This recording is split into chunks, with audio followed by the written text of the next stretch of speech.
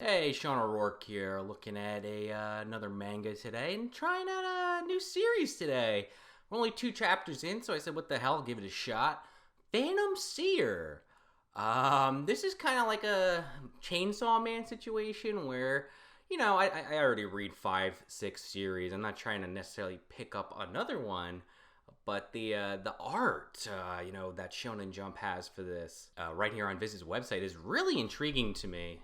With this, I'm assuming our main character here reaching for a key of some kind with these ghosts, or I guess I should say, I was gonna say ghosts or yokai, but I guess that's kind of the same thing. Coming out of like a door behind them. If nothing else, I'm interested just on that alone, and it says right here, get into the spirit of this ghostly manga. Let's give it a shot. What the hell? Let's read 2 of them back to back. If it's good, I'll keep it up. If I'm not feeling it, then is what it is. But gonna jump right into this. So we start with a color page, which is pretty common in manga. Their first chapter, they get those color pages. It's in like a school or something, and it says, "There's a rumor going around. They say that if something strange and mysterious occurs, he's a guy you can rely on." Okay, so I already like this, the way this art is portrayed with this guy kind of sitting in a chair in the speech bubble, covering their face so you can't really see it initially. And there's that key, which, I'm sorry, so I'm assuming this is the guy that Viz has on the banner, which, the hell Viz? But I guess you gotta promote the show, right? Or the manga. With all these, like, tags all over the place, I'm assuming to keep ghosts out. And we turn to the next page, and you see him on the next page, so okay, I take it back. And double page spread here on the first chapter. Again, very common. I don't know why I'm even calling it out. But the boy with psychic powers, chapter 1 of Phantom Seer. And I kind of like the design of this character. You get the long sleeve green shirt with the white tie to match the white hair. And we also see a bunch of yokai kind of behind him. And a female character that I kind of like her hairstyle with the orange tips. And I'm assuming a bad guy in this top right corner. Some woman that has like her eyes blocked off whispering. Okay, Phantom Seer. Written by Togo Goto and art by Kento Matsura. Not sure if they've done anything else. I'll have to look that up maybe after the fact. Maybe look that up for my stacking manga. But, okay. Let's jump into this. I love helping people. We're starting with that female character. Did you fall? Yeah, like she's at like a park with a little kid and she's putting a band-aid on their elbow. There you go, you should be fine now. And she's in like this schoolgirl outfit. My dad's a police officer and my mom's a nurse. With parents like that, helping people in need comes naturally to me. Okay, so it's not necessarily tips, it doesn't look like orange tips. It's like an undercut where she's got like the underside of her hair and the back is a different color because you can kind of see with the shading here. Anyway, I think that's kind of cool. So if I can be of some help and get a smile as well, then I feel really happy. And the kid's like walking away waving. And I can do one special thing. She could see ghosts? Maybe. That's kind of what I'm thinking. And we go to the next page and she gets a shiver like up her spine. Wait, stop! Riku! Okay, we got her name. Oh my god. We go to the next panel. All these windows are blowing up into the hallway they're walking down, half expecting a zombified Rottweiler to jump through. But we don't get that. And we see someone walk by, and it looks like our main character here. And they go, ah! The glass just broke on its own. But Riku, sensed it. And she says, I have the mysterious ability to sense danger. Oh, she's got spider sense. That's right. Riku rescued me again, and her friends like jumping on her and hugging her. I'm glad I noticed in time. Remember the time when a driverless car almost ran us over? Your sixth sense is amazing. Maybe you have psychic powers. And she's sitting with her friends. Yeah, I wonder why. But I'm happy it lets me help others. And that guy walks in. I saw what you just did, Riku. I bet Sue, and she looks at him, and we get this kind of I like this. You get it drawn in her eyeball, her seeing him. Whoa, okay. She goes, and like in the shadow, she can see like all this stuff coming off of him, and she rubs her eyes, and it's gone. I have something to talk to you about, so stop by the empty classroom later. And she's like, huh. Am I seeing things? Huh, I wonder if he has like a connection to the spirit realm maybe. And that's what she's seeing kind of leak out. And she's kind of thinking to herself, and her friend goes, hey, is that the guy people have been talking about? Yeah, he's the boy with psychic powers. And she goes there. Okay, we're going back to that first color page with the room with all the spirit tags on them. And she goes, I'm here. Iori Katanagi. Okay. What's with this classroom? It looks weird. Oh, I need it this way. I'm usually here during break periods. Okay. And he goes, that said, why'd you show up? He looks like depressed that she actually came. Because you told me to? He goes, hey, normally people don't come when a stranger asks them to go somewhere. He's not wrong. She goes, that's not true. If I wasn't planning on coming, I would have said so right then and there. It'd be rude to keep you waiting without saying anything. And he's like, you're very polite. I respect that. And she's like, you're being sarcastic, aren't you? But I heard that you have psychic powers and you help people. No way. Huh? I don't do anything for others. I only do things for myself. Then why'd you ask me to see you? And he's like thinking, and he pulls his phone out, and she's like, is he ignoring me? And he takes a picture. Okay.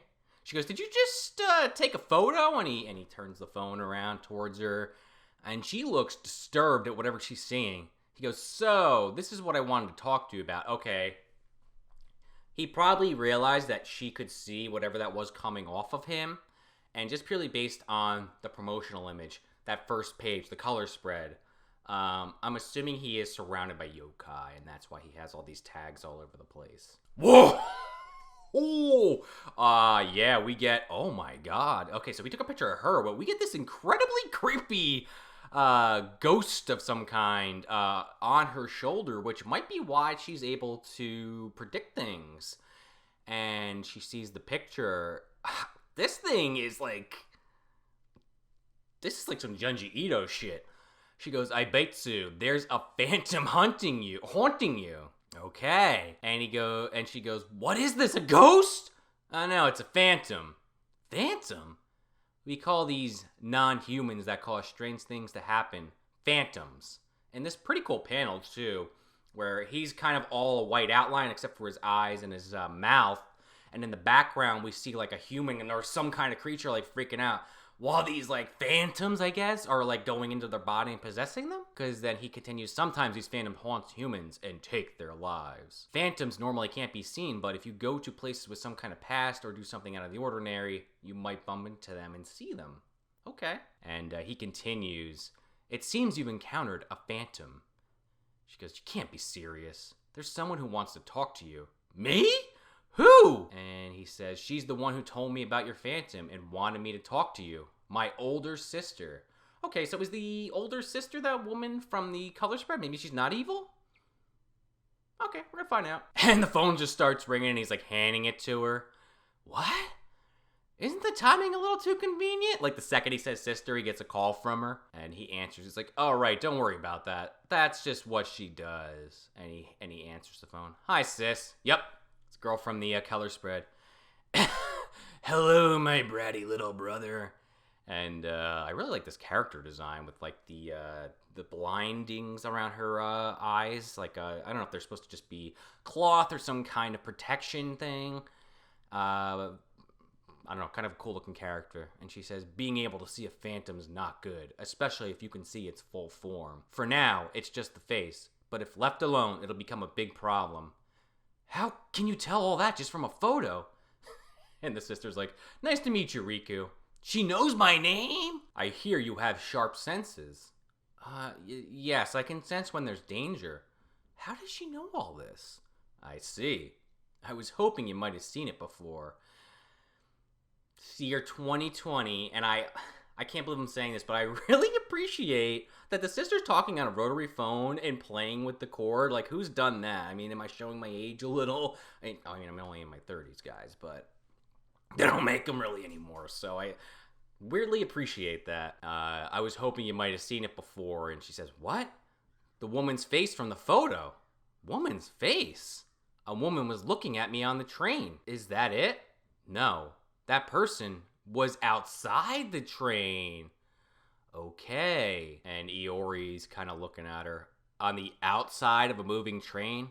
Ruki's like, yes, outside of a moving train.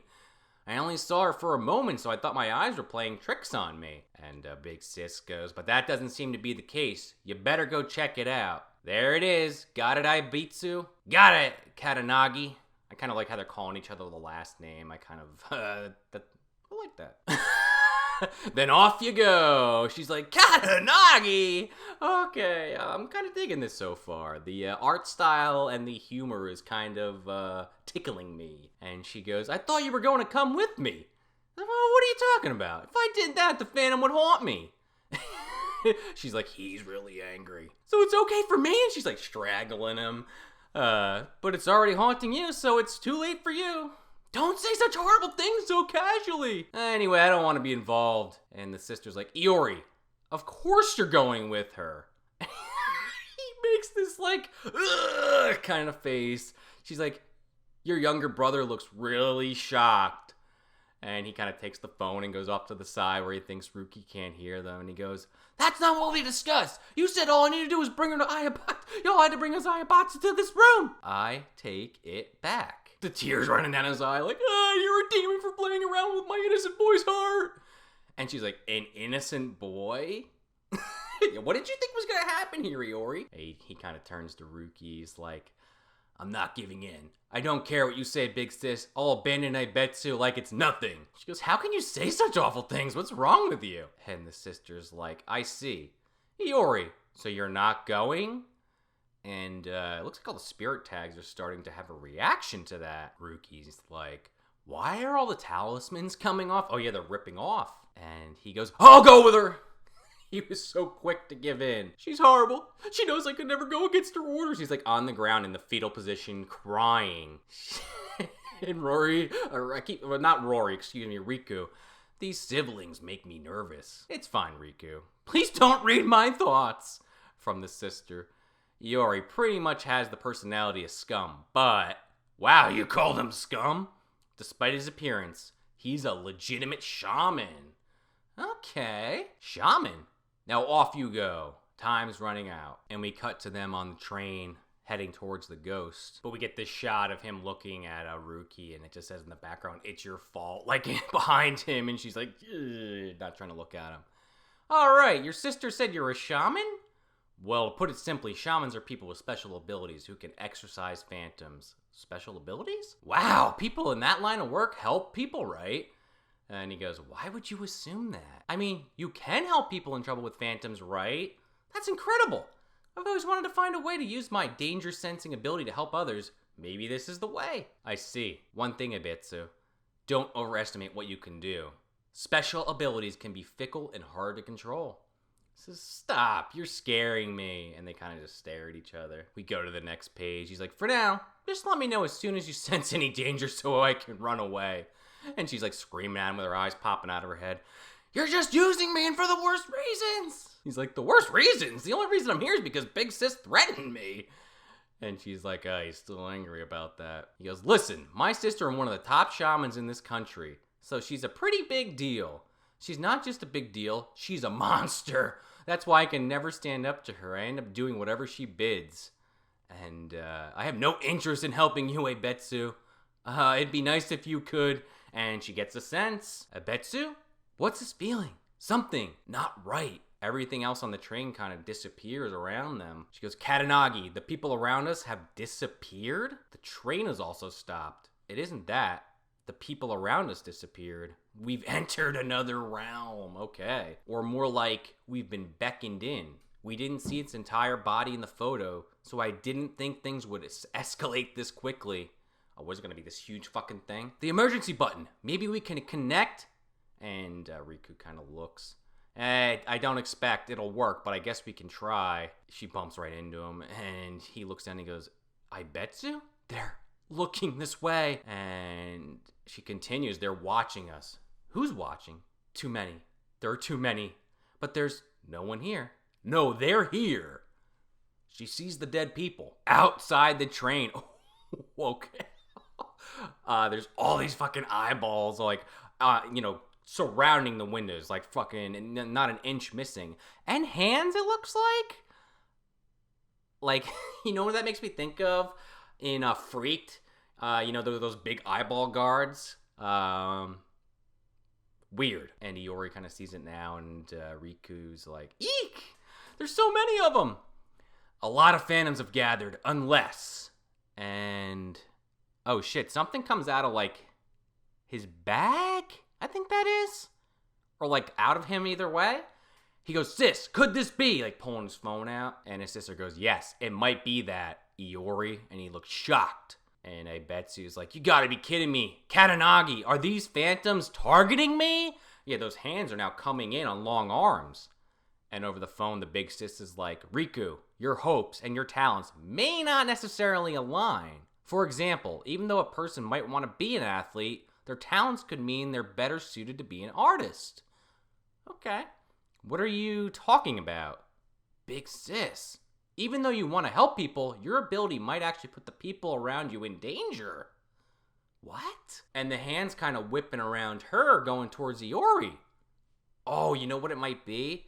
It might almost be like she attracts these things, but they can't do anything to her for whatever reason, but everyone around her is affected. But because she can sense things, she's able to avoid a catastrophe. And she reiterates, what? What do you mean? What you see are poltergeists, phantoms that only cause small annoyances. A lot of the danger you've been sensing is from the threat caused by these poltergeists gathering around you. She goes, the glass just broke. A driverless car almost. Like thinking back. In other words, your power attracts phantoms. Whoa. That's interesting.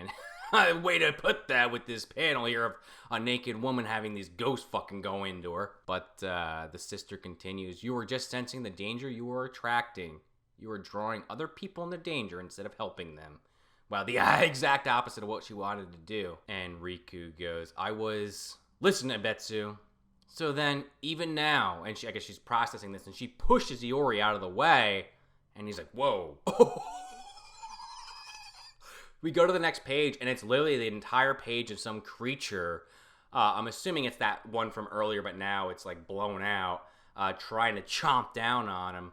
She goes, I'm sorry, Katanagi, and she goes, run, as this thing is about to get her, and pulls her into the other train car. And he goes, that was an Okubi.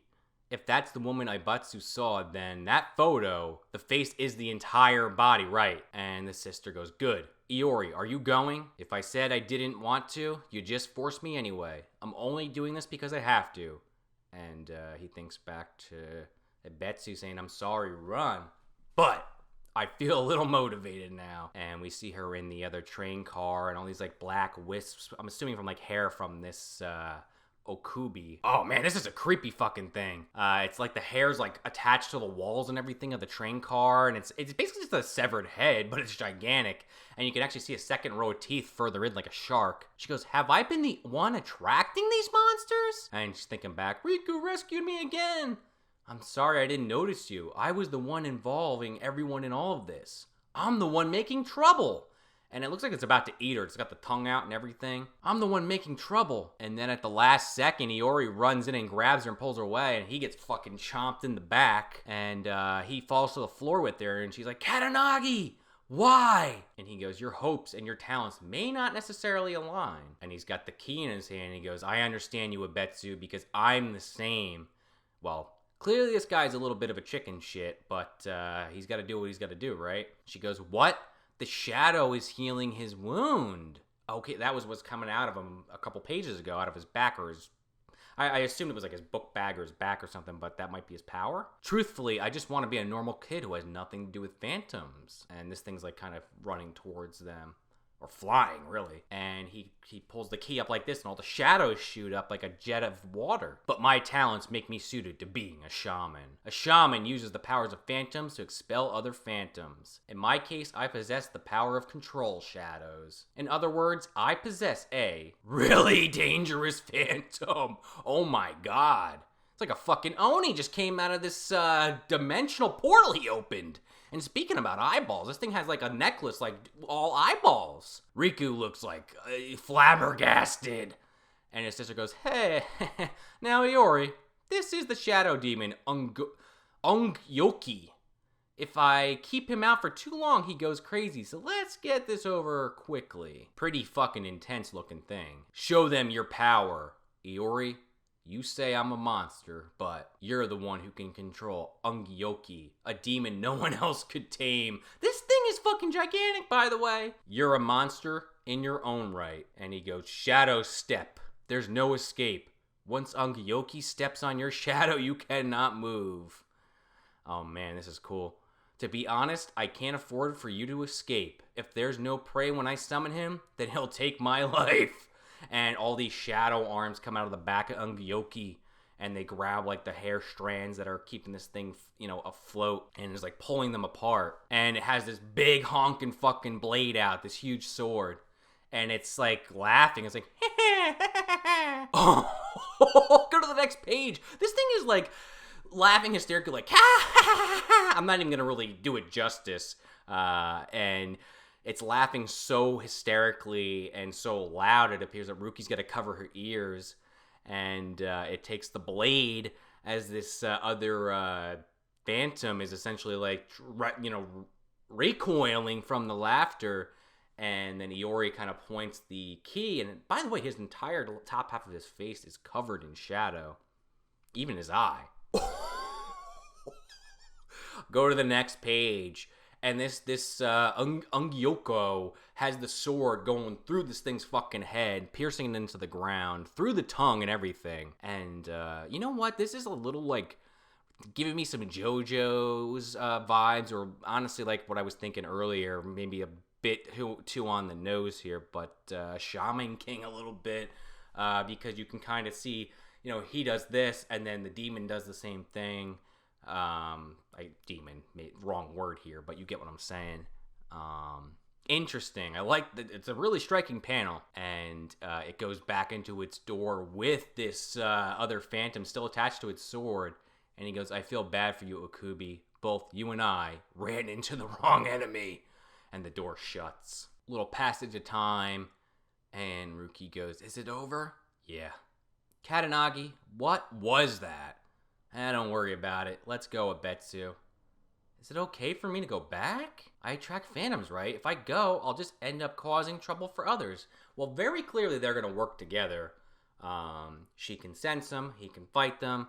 Not the most original idea, but so far, one chapter in, I'm kind of digging it. He goes, I think it's okay for a painter to want to become an athlete. You can still try to live a normal life, even if you have a powerful phantom haunting you. You can still want to help others, even if you attract phantoms. Yeah, your hopes and your talents may not necessarily align, but that doesn't mean you have to deny your feelings. And she's crying. That's just, she had to hear that, You don't have to deny yourself. Wow. Pretty powerful message there. And she's wiping the tears away. Yeah, Katanagi. Like I said, I'm just gonna be a normal kid. And, as she's like trying to thank him for giving her this touching moment, he immediately blows it by being a fucking weirdo. And she's like, Katanagi? He's like, alright, I'm done now, sis. Okay, I'm going home. And, I guess if he keeps telling himself he's going to be normal, he'll be normal. I guess that's his thought process there, right? And then Abetsu's like, and right as I was thinking, he said something really good things. And Iori picks up the phone that's buzzing on the ground. He goes, hi, sis. Iori, from now on, make sure you keep protecting Riku. Okay, that's how you keep them together. And he looks back, and she's like, He's like, what are you talking about, sis? You expelled the Akubi, but Riku is going to keep attracting phantoms, right? People like her are known as beckoning hands. And she continues, the rule states that when a beckoning hand is found, we must protect him, so you need to protect her. But can someone else do it, right? I absolutely refuse to take on the role. I want to be normal. I want freedom. She goes, your freedom? Okay. But first you need to become stronger than me. He's like, and then she goes, then you won't ever have to listen to what I say. And he's like, that's not the point. That's impossible anyway. And he is kind of just perplexed. She goes, Katanagi?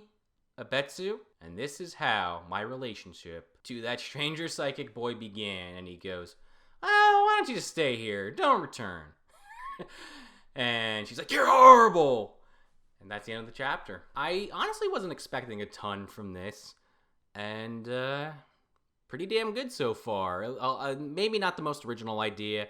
There was another series that I kind of fell off of that was in Jump up until recently. It just kind of ended, which I'm probably going to revisit at some point, whether on this channel or on my own time. It was called like Minigami Ghost Inspectors or some shit. Phantom Inspectors. The setup, a very different show. That was a gag manga. Which, I mean, this was pretty damn funny in a few spots, but that was 100% like one gag after another. But similar setup where the one character attracted ghosts and the other one could see them, and he had the power to fight them, but he was terrified of them. Not obviously the exact same thing. This guy he doesn't want to do his job, but he's not like, pissed in his britches over it. But I mean, I'm specifically pointing that out because that's another series that I've read in Jump as early as a year ago with a similar, not setup, but similar tropes. So we'll see where this goes. I am enjoying this so far. And since I got 2 of them, I'm just going to roll right into Chapter 2. Oh, well, before I do go into Chapter 2, I'll give that a solid 9 out of 10, just for the hell of it. Again, liked it a lot. But let's hit up Chapter 2. Here we are, Chapter 2. His existence is reduced to a glimmer. We get another color page here. And we turn to the next page, and there's just a mouth in darkness saying, come, come, come, come. Over and over again, and we get this girl with glasses in a schoolgirl outfit, like just looking into that. We don't really see what happens. We go to the next page, and Riku is going into that room that she met Iori, and she's like, huh? Shouldn't Katanagi be here? I thought this is where he goes during break. I didn't see him in class. And she walks away and he's sitting there. He must have fucking hid when he heard her coming. He goes, Betsu, it's you. And she's like, you're here. I've been here the whole time. She's like, I could have sworn he wasn't there. So what do you want? I wanted to talk about yesterday. The whole thing about how I attract phantoms and you protecting me. What are you talking about? Huh? That may be what my big sister said, but she can't boss me around today. I left my phone at home. I like that logic. In fact, Riku goes, what kind of logic is that? I'm sure she'll find a way. She'll probably call Riku. As I'm literally, the words leave my mouth, I go to the next page and fucking Riku's phone's ringing. He goes, well, since my sister can't get in touch. And Riku answers the phone. She goes, hello, my bratty little brother. And he looks like, oh. This next panel, he looks like fucking Marilyn Manson on a side profile. That's Big Sis's voice. And Riku's like, how'd she get my phone number? I want to get in touch with you, and it somehow happened. How is that even possible? Anyway, Iori, for some reason I couldn't get a hold of you. Why is that? He's like, I forgot my phone at home. This isn't usually like me, but a lot of stuff happened yesterday, so maybe it's just because I'm tired. He's trying to like make up excuses. And there's like a kanji there that means desperate. And then he's like, it's Ibitsu's fault. And she's like, she's like, he's deflecting blame so naturally. Not my fault. And we get a little narration here. So spineless. I still don't know much about Katanagi. And this is Ibetsu talking. Or thinking, I guess. He has this awesome power to exorcise phantoms, but he's only protecting me because his sister told him to. What worries me isn't him protecting me. And somebody from off screen, whoa, what's going on with this classroom? Hi, I think I saw something strange. Can I talk to you about it? Who are you? And it's that girl from earlier who saw the mouth. I'm Tomoko Fujisaki, and actually we're in the same class. Oh, yeah, I knew that. It's just one lie after another, Riku thinks to herself. The classroom is calling out to you? Yeah, when I'm at school, I'm the only one who hears this voice saying, come, come. Whenever I hear it, next thing I know, I'm standing in front of an empty classroom on the first floor. It's trying to eat you, I think. Except yesterday the door was open and I saw a big mouth inside. And Ibetsu's thinking, let's check it out. It could be a phantom. And Iori immediately is like, why me? And this has nothing to do with you, Ibetsu. But what if I'm the one attracting it? Yeah, good point. I can't just sit around and do nothing. What I'm really afraid of is that someone will get hurt because of me, right? Because she wants to help people. Listen to Betsu. And Sis is still on the phone. Go help your classmate, Iori. She's still on the line! Fine, I'll go check it out after school. Abetsu's walking away, and this glasses chick is like, hey, Abetsu. Fujisaki. Wow, Abetsu, I've never heard Katanagi talk so much. Huh, really? Yeah, Katanagi never interacts with anyone. Oh, I see. She thinks to herself, it's true, I've never really seen him have any fun with others in class. And we get a shot of them in class, and he's kind of sitting by the window looking off into the outside, really. He's not even paying attention. He's kind of there and not there, It's like he has no presence. I think the whole psychic power thing started because of that. I was really surprised to see him having a normal conversation. And Riku is like, come to think of it, I don't recall ever seeing Katanagi on campus before. Could it be that he's keeping a low profile because he's a shaman? He's full of mysteries. So then we go to later with Iori's meeting up with Fujisaki at this door where she heard come. And he goes, nothing out of the ordinary happening here. Whew. Okay, let's come back another day to look around. Oh, that's fine, thank you. Katanagi, my impression of you has really changed. Just don't even have an impression of me, he says. And we go to a little later. See ya. Bye. Maybe it's not a phantom after all. And Iori says, or maybe it only appears under certain circumstances. Oh, that's possible. Huh? Forget it. I'm going home. Okay, me too. And then Ibatsu, she hears it. Come. She kind of turns. Katanagi, just now, we were all heading home, right? Yeah, so? Then why did Fujisaki... Oh, no. Walk back to school. Okay. Fujisaki! She might be possessed, or this thing has caused her basically to come back. Because we get this weird panel, like a side profile. And her eyes are like bulging out of her head a little bit here, with the glasses kind of down on the nose. Whenever I hear it, next thing I know, oh, right, yeah, she hears it, and then she doesn't realize she walked towards it. Let's go after her. Hey, damn it. And they're both running in the school. What's going on? It's so dark inside the classroom. Don't go in it, Betsu. And we kind of see like tentacles. Like, what is this? Like a octopus monster? They do have that maw. What? That's a Yado Shogyo. Whoa, that is a fucking cool creature. It's like tentacles with mouths all on it. Don't get close to the door. Yado Shogyo are phantoms that kidnap humans. They react to a person's movements. It probably doesn't show itself until it summons someone. That's why we didn't see anything before. But just now, Fujisaki was summoned, and we see her in there and knocked out while all these tentacles are kind of like all over her. Fujisaki! We need to save her! I told you not to go in. You'll get captured too. Then will you use that demon from yesterday? No, I can't. If I summon Ungyoki, it'll kill Fujisaki too. Oh shit. I'm assuming he has other ones that he can summon. Then I'll do it. What? What else can we do? I'll be the bait. That way you can rescue Fujisaki. It might be a phantom I'm attracting. I should at least write. She might think this is her fault. Go to the next page. Iori's like, denied! It's like almost half the page. She's like, huh? He goes, why do you look so surprised? I was surprised by how loud I yelled. He's scared himself. You're pissing me off. This is why I don't like interacting with other people. The guy's a fucking introvert, right? Listen, Ibetsu, you might want to try to take her place, but I really hate that way of thinking. No matter how many phantoms you may attract, don't just go and sacrifice yourself so easily. Yeah, he's not wrong. All we need to do is get Fujisaki out without the phantom noticing. That's my specialty, as the shadows are coming off him. She's wiping away a tear. What? Katanagi faded away. And he says, my power controls shadows. Your shadow is proof that you exist. If you suppress it, your existence will be reduced to a glimmer and can't be easily seen by phantoms or humans. Okay, that's why when she went in the room, she couldn't see him. He was sitting there, but he had activated this ability. He got in? I have to concentrate or else I'll lose sight of him.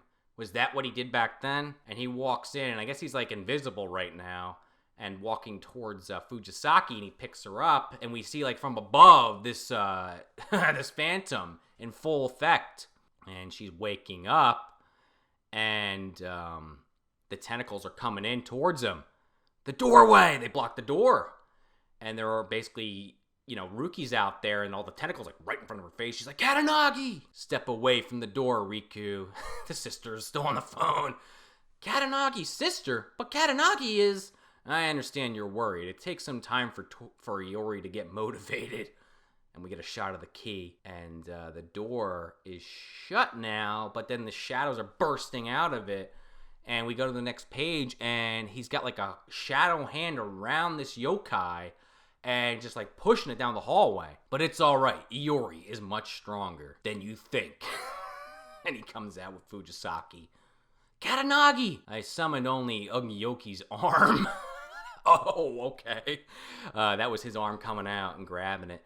It made itself an easy target all clumped together by the door. And we get a shot of it. Again, it is kind of like an octopus-like creature. I mean, with, tentacles obviously are saying that, but when you get a good view of this thing, like the maw on it and everything. No, Yado Shogyo, no one will be coming your way any longer.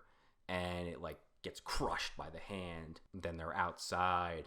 And Ebetsu is saying, Fujisaki woke up a moment ago. She said her family's coming to get her soon, but she doesn't remember anything about the Phantom. Good. It's more convenient that way.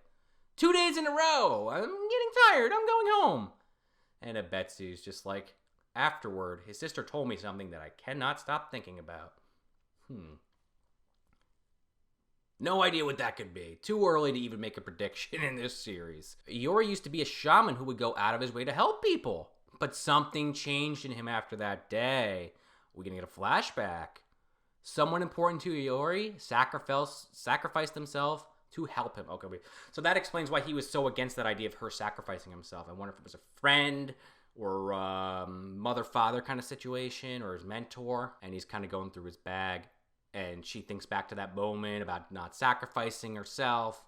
And she says, I still don't know anything about Katanagi. He's helped me twice already. She goes, Katanagi, I'll see you tomorrow. And she continues to narrate, I'm going to believe in Katanagi a little bit more. I want to get to know him better. And he kind of looks back at her and he's like fumbling with his backpack. Whatever. Now where the heck's my phone? You said yourself you left it at home. But I'm still a little bit worried. Next chapter, the 13th. Okay. So what can I say? Okay, so this chapter I'm going to probably say was an 8 out of 10. It was interesting. We learned some more about the characters and their powers, specifically Iori. But we got a little bit more of Ibitsu's character here. And I'm kind of liking them so far.